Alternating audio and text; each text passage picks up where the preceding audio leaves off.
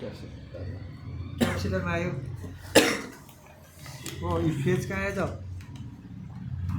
पिसीबाट यहाँ आयो हो। मानौँ न यहीँ छ यो फ्यान आउट भन्ने यही आयो हो। यहाँदेखि यहाँ आयो भनेपछि यहीँदेखि कहाँ जानु पऱ्यो त हाम्रो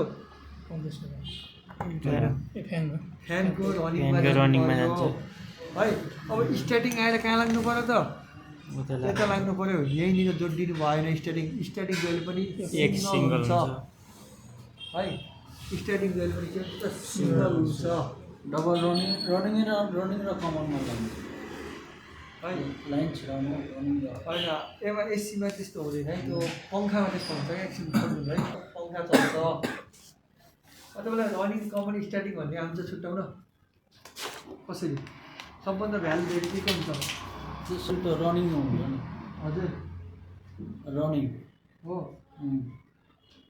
हो कसरी रनिङ आउँछ सबभन्दा भ्यालु भ्यालु त स्टार्टिङको यो कमनको हो नि। कमन बनाउँदा हो अलिअलि थाहा चाहिँ तपाईँलाई सबभन्दा धेरै भ्यालु कमनको हुन्छ स्टार्टिङको हुन्छ। सबभन्दा थोरै भ्यालु रनिङको हुन्छ है। बुझ्नुपर्छ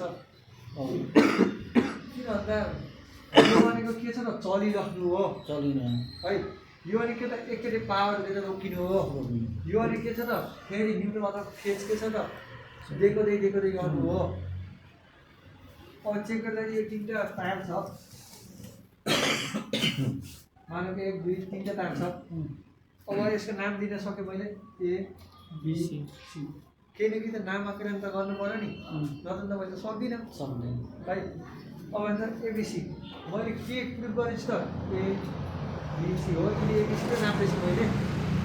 हजुर एउटा दिन नाप्दा कति आयो इक्जाम्पलको लागि एरोबिना त 4 नभए हजुर कति आयो ल तपाईँ आफै भन्नु ल जे भन्नु नि भाइ हजुर। ल म आफै भन्दै एउटा दिन नाप्दाखेरि कति आयो त 10 आयो। म आफै भन्छु है। अब बिएससी नाप्दा कति आयो त मानव कि 4 आयो। अब सिधै नाप्दा कति आयो त आयो। कमन 10 भयो 10 भयो। है म भन्दैछु कि प्रुफ गर्दैछु पुरा प्रुफै हुन्छ यो चाहिँ है। प्रुफ हुन्छ है यहाँ हेर्नु है। अब भ्यालु धेरै कुनको छ त 10को 10को छ। सरलको 10 मैले गोल लाग्न सक्छु कि नै यस्तो टिकाउन सक्छु कि नै लाग्नु छ। अनि 10मा के छैन एबिसी मात्रै के छैन सी छैन हो। सीमा मैले के गर्छु त बोला लगाएर कमन लेख्छु हो। अब मैले सी आयो। अब सीसी काट्न सक्छु कि सक्दैन त अब बिरे रह्यो। बिरेमा ठुलो कुन छ त ए छ। ए ए छ ए भने के भयो स्टार्टिङ भयो